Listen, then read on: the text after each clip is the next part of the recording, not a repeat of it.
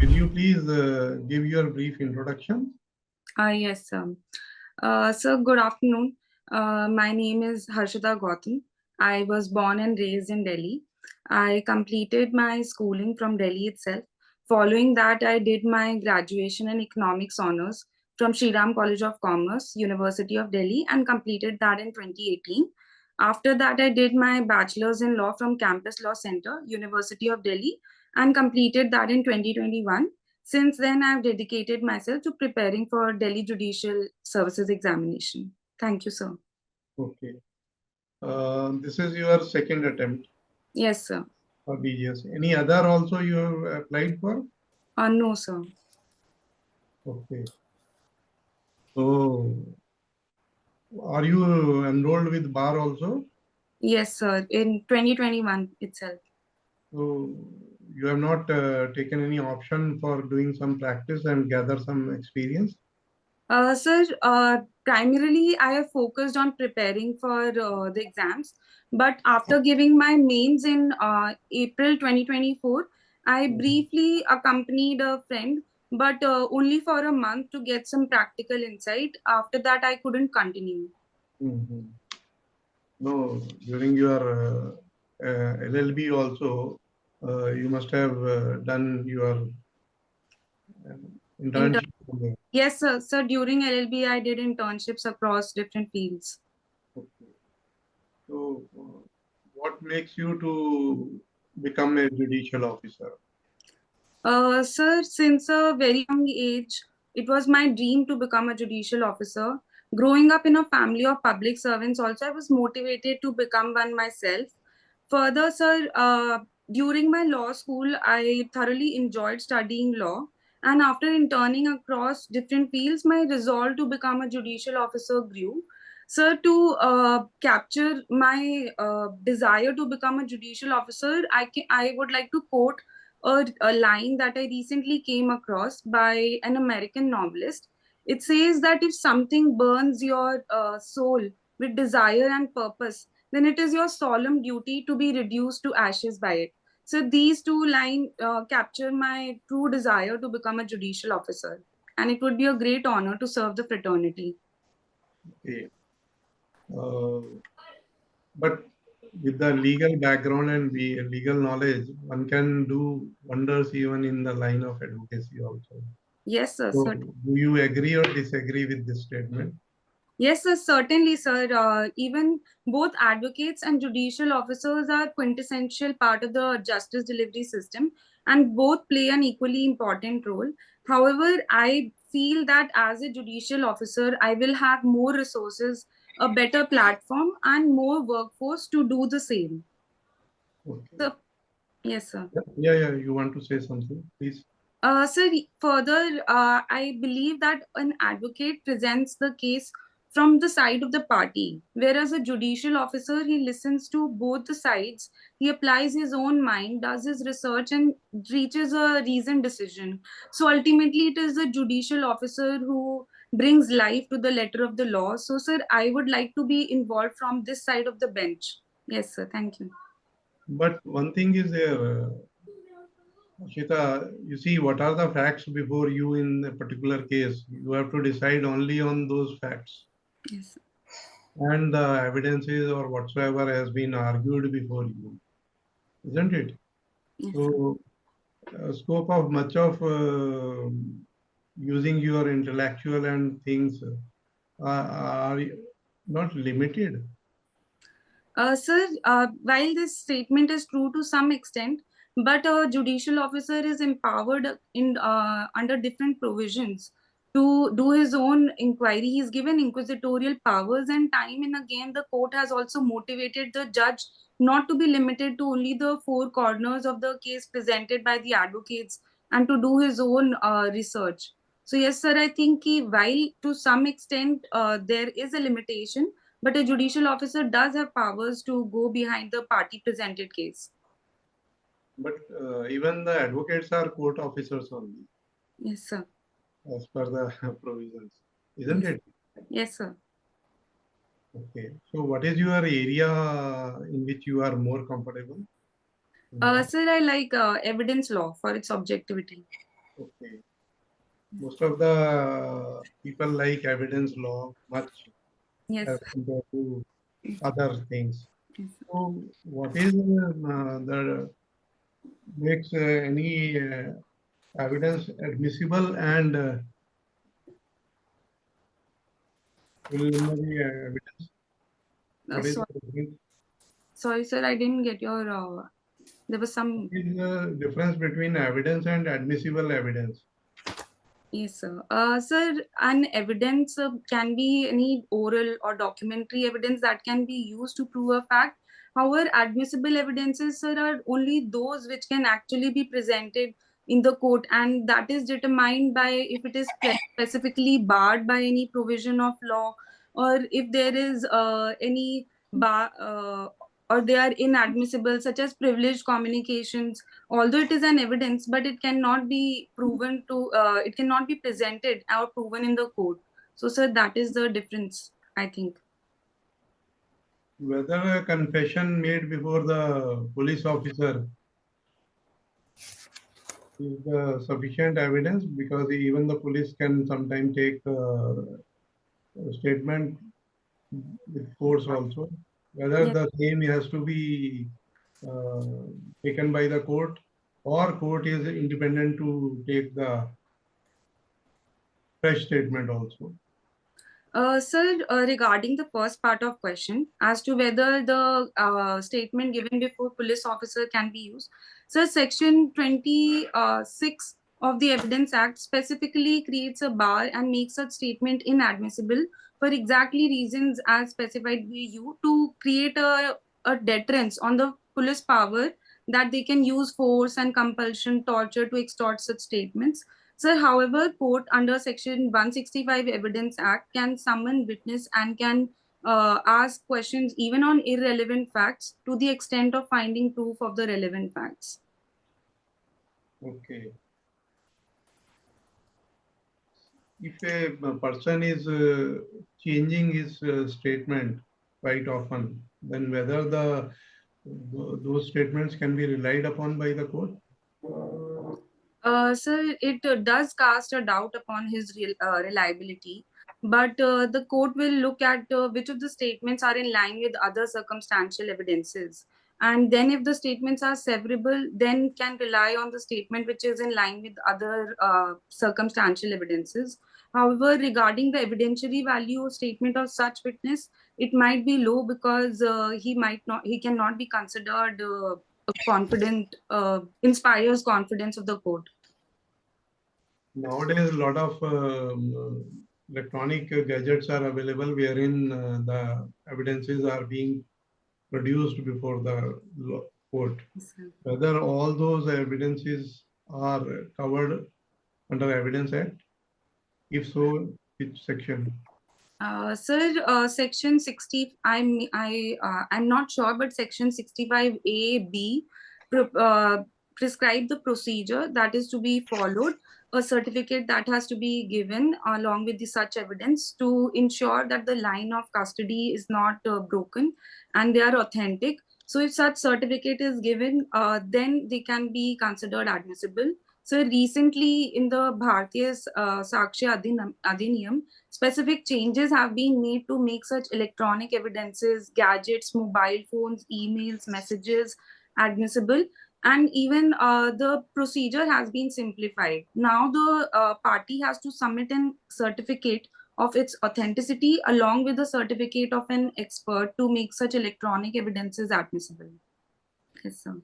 In your opinion, how the functioning of judiciary can be improved upon? Sir, there are multiple things that can be done, but as a judge, the first and foremost thing would be to integrate technology into the judicial proceedings at all levels, such as the Honorable Justice D.Y. Chandrachud has mentioned time and again that courts should use AI, etc., to create a log of cases and to make a track the case progress. So that is one thing that can be done. So regarding adjournments also, courts need to be strict and can also implement the case management hearing under other cases as well. Further, sir, recently I was hearing an interview by the retired Justice Rishikesh Roy, and he made a very important point that there should be something for the mental health of the judges as well. So I think, sir, that is something that can be focused upon, because judges also time and again every day go through a lot of stress and different cases and come across people from all walks of life. So that is something that can be done, sir. And another is vacancy infrastructure, so that needs to be improved. So, sir, yes, sir, these are some of the things that judiciary can work upon. You just now talked about Justice Chandra. When he was Allahabad High Court, he initiated the digitization of the court Yes, records, yes, and he was the pioneer in that, and he has taken steps for that. yes, sir. But even during the COVID period, we have seen that the courts were working on hybrid system, but mostly it was being done through the video calls. Yes. So whether that system is more useful and more purposeful, and it can reduce the time for the giving decisions, or something more is required to be done. Sir, not just video calls, but a proper virtual hybrid court system has to be there, and it has been installed in different courts. However, at the same time, the lawyers, the other side of the bench, also needs to maintain the same decorum, and then such virtual hearings can actually yield the result, which the purpose behind such hearings. Yes, sir. So if you are the judge, how you will handle? You are telling us that advocates also have to Maintain the decorum. Yes, sir. yeah. Sir, What do you mean by decorum here? So, for instance, at times it is seen that advocates are appearing virtually in while sitting in their cars while traveling. Recently, 2 days ago, there was a case. There was a notice by the Delhi High Court that an advocate was appearing through a park while sitting in a park. So, sir, while the purpose is to facilitate hearings and the court proceedings should go on, even if the advocates have to travel across courts, while that is being understood on this side of the bench, then the advocates need to maintain decorum. They can sit at their office and join hearings. Is But, it defined somewhere that from where advocate can appear? uh, sir, I'm not sure, but maybe Bar Council rules. So it is defined that either from your home or from the office you can appear. Okay, sir. Yes. Even while hearing some cases, I also pointed out some person was appearing from some park, as you just now Yes, mentioned. sir, exactly, sir. Yes. So I have not allowed because it is not permissible. Yes, sir. Okay. So can you tell me something about National Judicial Appointment Commission and vis-a-vis collegiums? Yes, sir. So this has been a long going on debate, and recently it has been more in news regarding the lack of transparency in the collegium system. It dates back to the first judge's case, wherein the more authority was given to executives. Then, in the second judge's case, the collegium system was established with the Chief Justice of India and two senior most judges. Finally, in the third judge's case, which was on basis of a president's reference, so the collegium system, sir, was expanded to the first to the Chief Justice of India and four senior most judges. So, after that, sir, by 99th Amendment, the National Judicial Appointment Commission was uh, instituted, or was proposed to be instituted, which would look after appointment of judges. However, this was, sir, abolished, or can be said that the amendment was set aside in the four judges case in 2015. So right now the collegium system is there, which consists of the Chief Justice of India and the four senior most judges. They make recommendation to the Ministry of Law, and then the President approves them. So, sir, there is issue regarding transparency in such appointments. Yes, sir. Can you tell me the difference regarding Article 32, 136, 226? Sir, Article 32 gives a writ jurisdiction to the Honorable Supreme Court, that the Honorable Supreme Court can issue writs in case of violation of fundamental rights, and it specifies the kinds of writs that can be issued. So, Article 136 deals with the uh, petition that can be filed to seek special leave to appeal from Supreme Court in any of the case against any order or judgment. Whereas Article 226 gives power to the Honorable High Court to issue writs not just for the violation of fundamental right, but for any other rights as well. Yes, sir, that What is. kind of writs are there? The five writs are there, namely, sir, the writ of mandamus, which requires a public officer to do a duty, the writ of prohibition, which asks an officer to immediately stop doing from an act which is beyond his jurisdiction, sir, writ of certiorari, writ of quo warranto, that is asking an officer in what capacity he occupies a public office, and there is so one more writ I'm not able to habeas corpus, sir. I think. That is the one of the major. Yes, sir. Yes, sir. Sir, it's just recalling every definition. I forgot, sir. No issue. Habeas corpus, sir. No issue. Uh, whether the Constitution provides absolute right for freedom for speech and religion, or there is some speed breakers. Yes, sir. Sir, Article 19 provides a fundamental right to speech and expression, and Article 25 provides the freedom to religion. However, these are not absolute rights. There are certain grounds on which such rights can be curtailed, such as public health, morality, sovereignty, unity, integrity of the nation. So, yes, sir, these are not up. There are these are the speed breakers, as you mentioned, sir. Can you just tell me two latest important judgments of Supreme Court, wherein in one case it talks about the freedom of speech, and in another case it talks about the detention of the person under PMLA? Recently, Supreme Court had given some judgment. Sir, I cannot recall the name of the judgment, but I think I can recall the ratio. Mhm.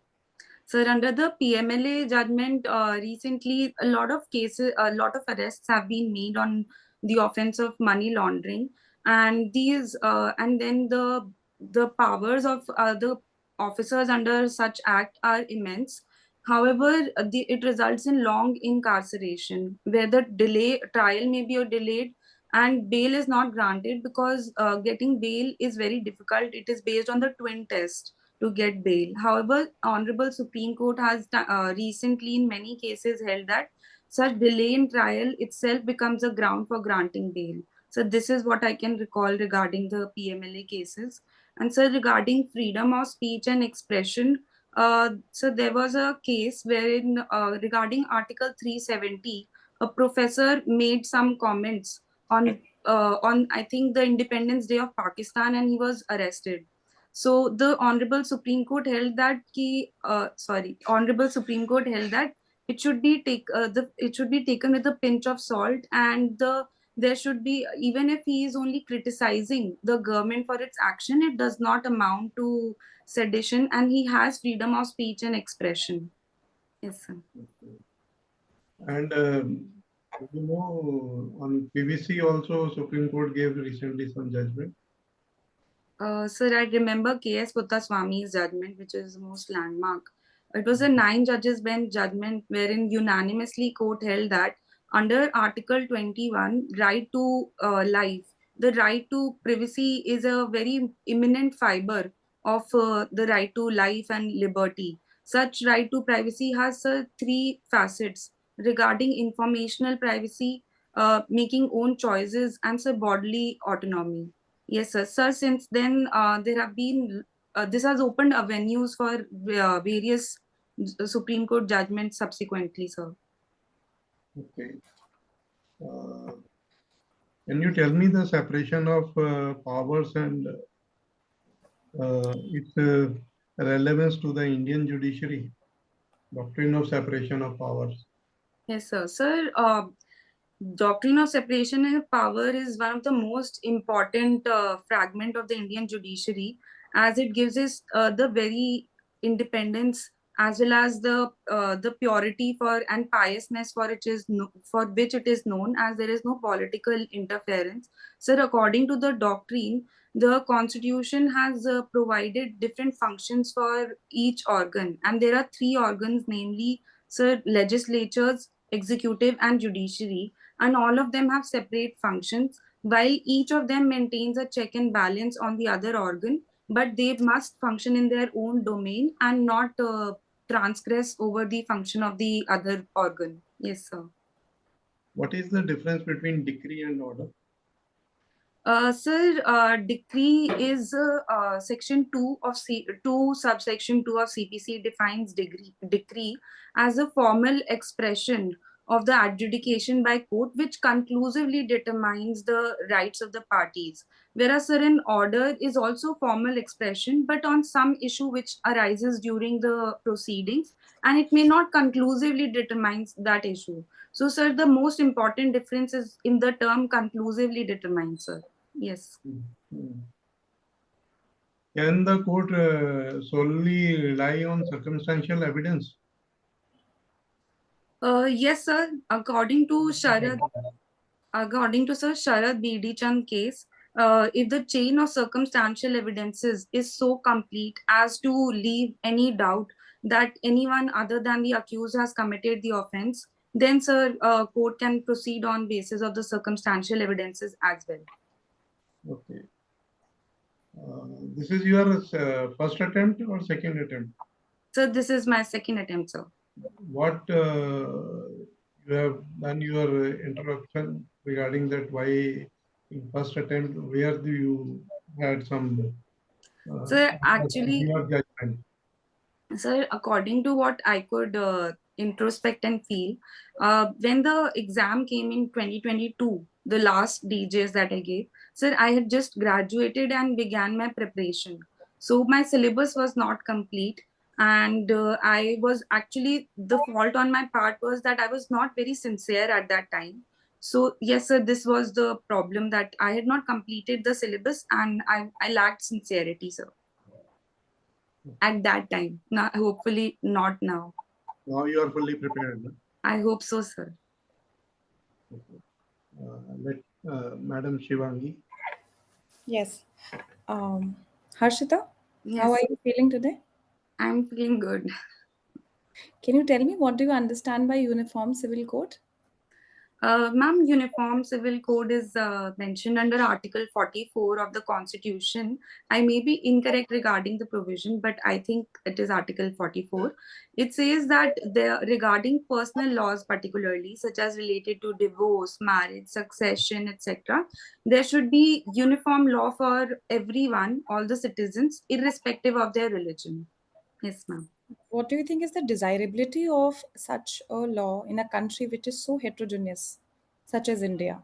Yes, ma'am. Ma'am, while I think that Uniform Civil Code, despite India's diversity, for which it is very well known, still Uniform Civil Code, which will actually be in the line of secularity, which is an important preamble, which is an important part of the our preamble and the Indian Constitution. However, at the same time, we should, while legislating such legislation, there should be respect towards the current customs and practices of each religion. What do you think as the constitutional challenges that will come up once this is the law? Ma'am, I think Article 25 is what something will be in the prime focus, because uh, different religions have their own practices. While some may be essential, while some may be not, but it time for since they are being used for since time immemorial, it has now become an important part of their religion. So that is something which will be threatened by such a legislation. If you are the person and this comes into act, what are the provisions of the constitution that will be violated? What are the fundamental rights of yours it will violate? Ma'am, I believe Article 19, Article 25, and yes, ma'am. Okay. So, have you heard of this one nation, one election? Yes, ma'am. Can you tell me something about it? What is it? Yes, ma'am. Ma'am, one nation, one election is being proposed. It proposes simultaneous elections for the parliament as well as the state, for the Lok Sabha as well as the state legislative assemblies. And recently, a committee was made to regarding the viability of one nation, one election, and it was headed by former President Ramnath Kovind ji, and they have submitted the report, and it is an affirmative report that India can actually go ahead with one nation, one election. What will, how will it impact the federal structure of our country? Ma'am, our country follows a federal system that is a Is it center. not against federalism? The Uh, concept of federalism, if it comes into play?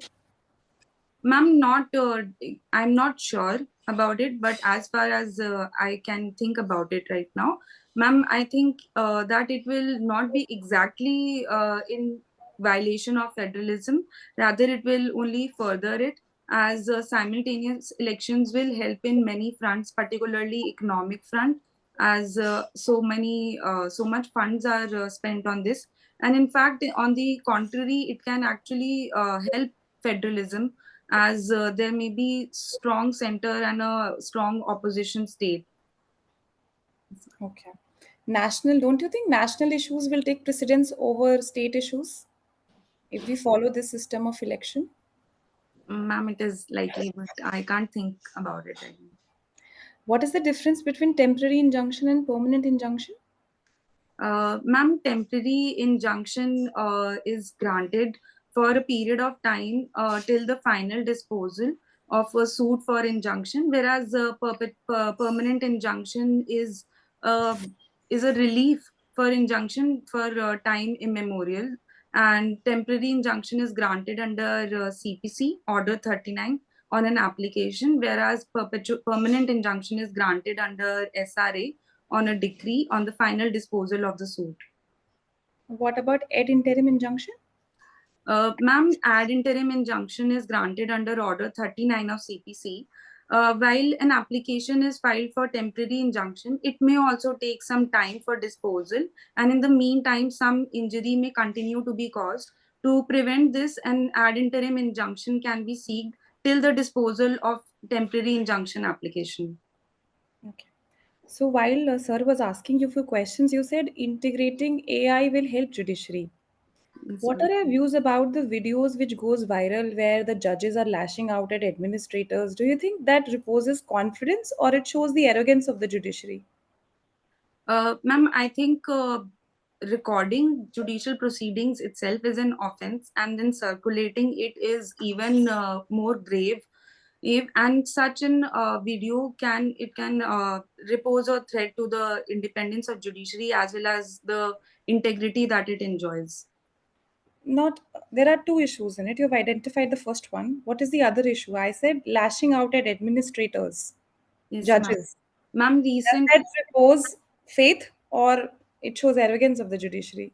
Ma'am, it unfortunately it shows arrogance of the judiciary, and recently this has also been taken into cognizance. And the Honorable Supreme Court has said that even on the issue of when can they be summoned, in that same judgment, it was held that they should be treated with respect, and the judge cannot make comments on their dressing, their dialect, or whether they are talking on English or Hindi. So yes, ma'am. Since we are talking about integration, what is your views on AIJS, All India Judicial Services? Ma'am, I think it will be a good step forward, because right now the different states take their exams at different times. One of the major problem that I, as a judicial aspirant, feels is the timeline. There is no strict timeline. While if I compare it vis-a-vis with UPSC, they do follow a timeline, and every year annually those exams happen. So it is very beneficial for the students, and ultimately it adversely such lagging of time and no strict time frame is followed, so it affects the students. So I think this will be a good step forward. As a judge, don't you think you want to become a judge? You should look at the multiple dimensions of the problem. What about dispensing justice? From the student perspectives, I completely agree that it will help. But what about dispensing justice? Does it impact this All India Judicial Services? Will it have implications on dispensing justice? Ma'am, I think that if there is an All India Judicial Services, the judges will also get a better training, better infrastructure. It will be in the focus, just like any other services at national level are. And in that way, the judges would be able to perform better. So But if you don't know the native language, how will you record evidence? How will you appreciate evidence? How will you yes, understand the nitty-gritties of the dialect? yes, ma'am, that is going to be a hindrance. But like I said, there will be better training for judges. So maybe if we can learn so much, we can learn a language, hopefully. Okay. So you were saying that you always wanted to be a judicial officer. Why Yes. not an advocate? Ma'am, just like I told sir, well, an advocate does the same work, but a judicial officer can do it in a more effective manner because they have better resources, better platform, and a better workforce. Okay. So we say that there are less women in judiciary. Yes, But, ma'am. okay. But I think there are lesser women in litigation. Why do you think this is happening? Mm, ma'am, I see more female candidates. I think on the panel, we see more female candidates coming up. Yes.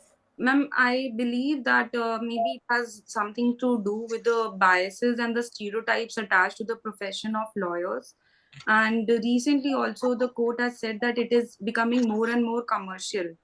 So, and at the same time, females may seek job security. So, they may not prefer litigation and may prefer for some other profession like judiciary.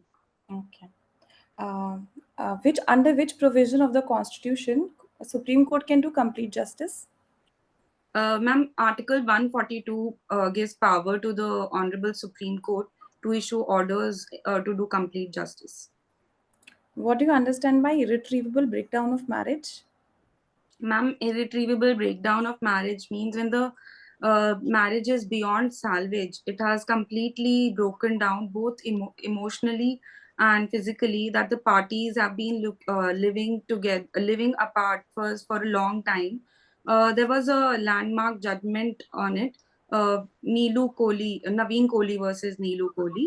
And in that, the Honorable Supreme Court laid down certain factors to see as to whether a marriage can be considered if it has irretrievably broken down, as to if they are, since how long they have been living separately, what were the efforts of settlement made, and when was such the settlement effort made last.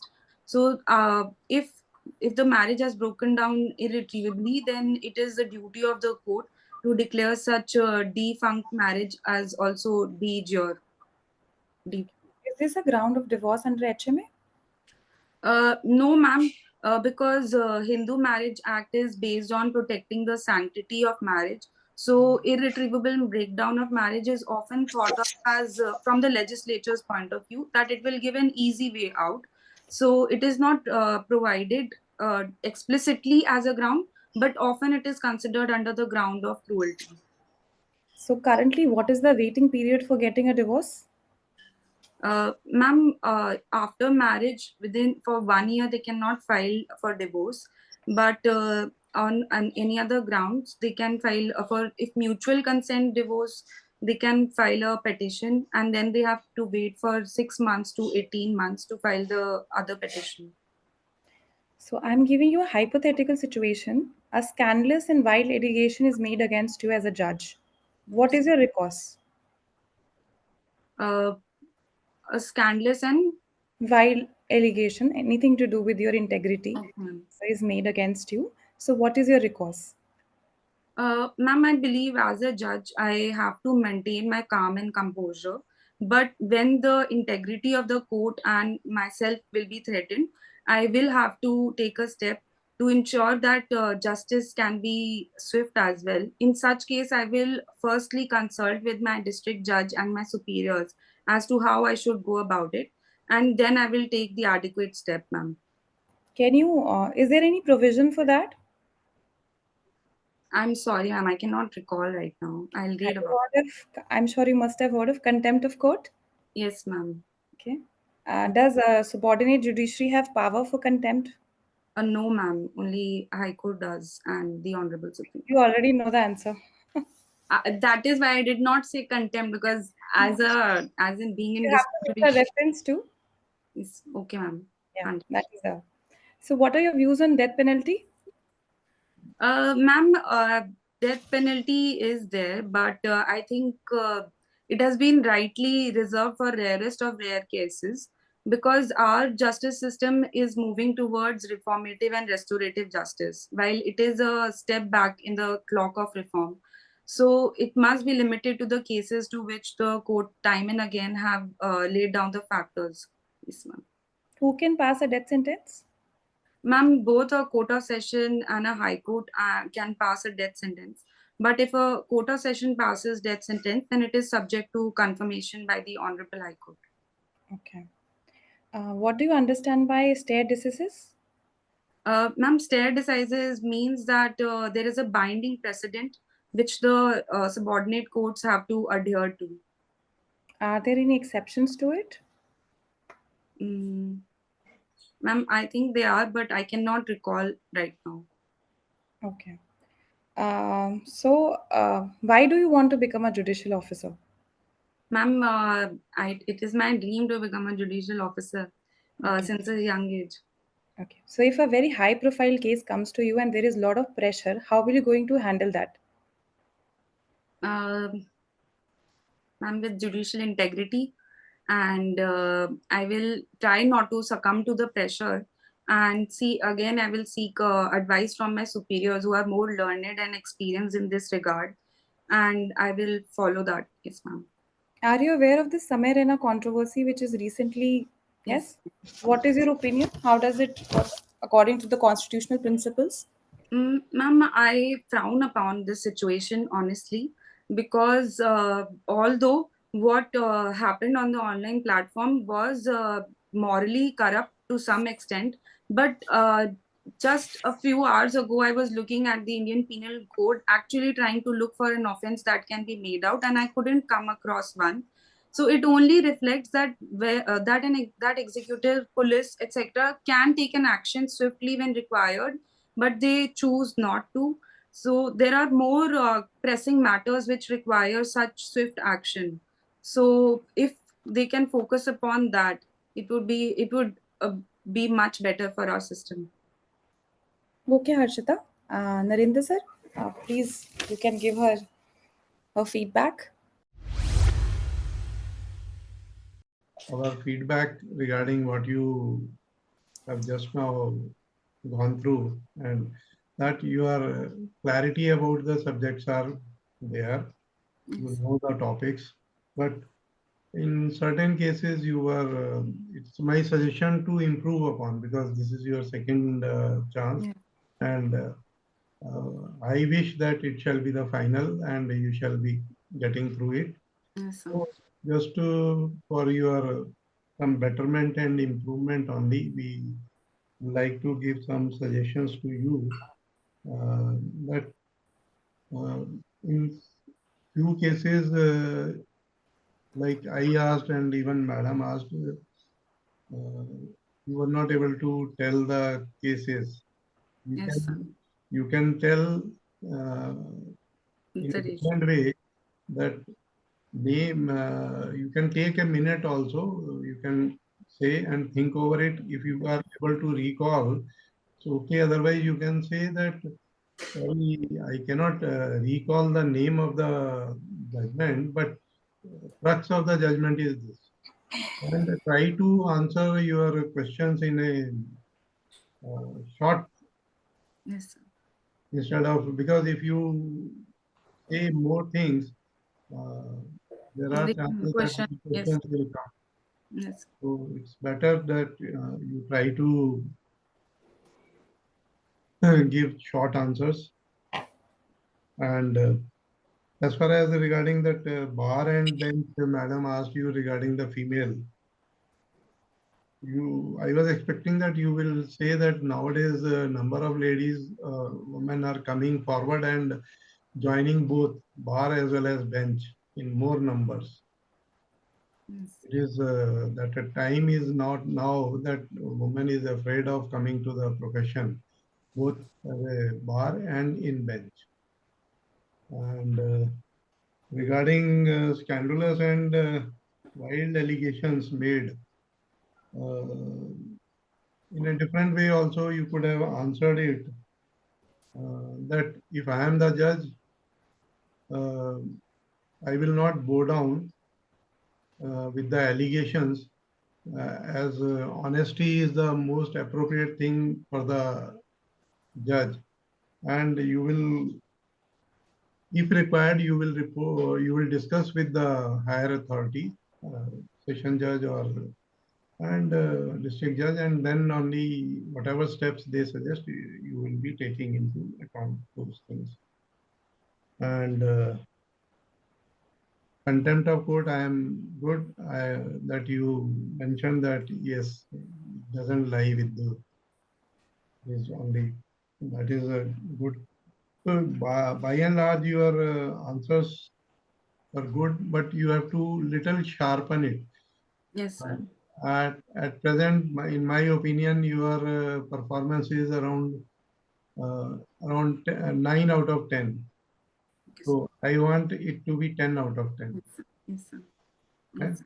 Now let Madam Shivangi give her assessment, and then we will ask you also what you want to say. Okay, sir. So I'll briefly tell you a few things that I observed. So whenever you are giving law answers, I think you have a lot of clarity and are able to handle those questions well. But when an opinion-based question is asked, it becomes a problem. Okay. So I think the minute a question is asked, you have a certain opinion about certain things, and that keeps coming. What I will suggest you here is whenever you are giving an opinion, you say that and always put however. These are the things because of this is not happening. So you have to give a balanced approach that women, for example, I asked you, women are not joining, so you told me the problems, but with that if you had added, no, I have a lot of friends who are doing it, so I think this is changing. So more positive affirmation in an balanced answer. And don't shy away from saying your opinions, neutralize them, but just put it across because you're going to be a judge. Okay, so if you were just saying all the time that I will ask my seniors, that is also not going to look very good. And I think you are very good, like sir said, it's 9 out of 10 if you work on these few things, especially opinion based. Okay, Yes, sir. so you say like 2 points. If you are in favor of that, you have to put across your opinion, you say 3 points in favor, but at the same time highlighting that these will be the problems which will come out of this. Okay. Balanced down. Yeah, balanced answer. That should help. Okay. Yes. Thank you, Arjita. Thank All you. the best. Thank you. And you Like can smile in also. Uniform In Civil between Code, also smile. Sorry, ma'am. in In UCC between matter, smile. yes, I yes. should smile. A little more. Just try to be interactive. Even if you don't know anything, you just say that, I don't know. You don't have to answer all the questions. Okay. Nobody Can I- expects that 100% answers will come. Yes, sir. See, sometimes because of interview phobia and other things, and sometimes knowing fully well, but you are not able to recollect. Yes, sir. It happens always with everyone. And in Uniform Civil Code, then you were telling something, madam? Sorry, sir. Sir, please continue. I'm so sorry. I was just telling that in Uniform Civil Code, when Madam Shivangi has asked you question, I was expecting that you could have mentioned that Uttarakhand is the first state to implement it. Okay. And I after just thought that if implementing I thought I'll mention Uttarakhand and then more questions will come about it. So I no, deliberately. that gives that you are currently current knowledge is also fully well prepared. Oh, You are fully yes, well. sir. Yes. And you could have even told that Uttarakhand is first state, and against UCC already in Nainital High Court, some objections have been raised and case has been filed. Yes. So both things it covers. Yes. Okay. So you can just sharpen your answers. Your answers are very good, but Yes. only thing is little sharpening. Short answers. Yes. Yeah. Yes. See, You one are more telling thing. some- Yeah. When you say that you are coming across a question, you're not very comfortable, so you start with I don't know, or you can just say it as far as I can recall, as far as I can remember. So that gives you the scope. Okay, she does not have the entire command on this topic, but she knows what she needs to know. Okay. So now you want to ask anything or say something, you are free to. Just for instance, there are these opinion-based questions. So that is where I am slightly weak. So how do I, if I don't know the answer, if I don't know at all, so how do I tackle it? For instance, there was this one question, federalism one. One nation, one election, federalism. I didn't know, but I wanted to try, but I didn't know. So the problem happened when you just picked that you wanted to defend federalism. That is the problem. You say one statement positive in federalism, but however, these are the problems. So we will have to be very careful while implementing this, which shows that you have a dimensional approach to a problem. Okay. Okay. Be objective. Like Madam has also told that one nation, one election, national issues will be more predominant.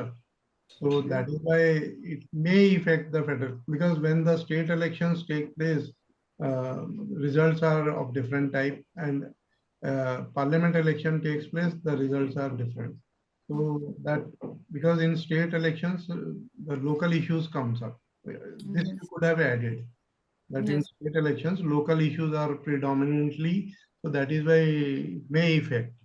But the motive behind one nation, that what you said, it will save money, time, and all those things. This is my suggestion. Yes, Harshita, one more thing that you can do is you can read articles on all of these things, and for every topic that has been in news, you make 3 points pro, 3 points cons. Okay, so I think that is going to help you build your answers in a situation like this. Okay. I will do that. Yes, ma'am. Best of luck.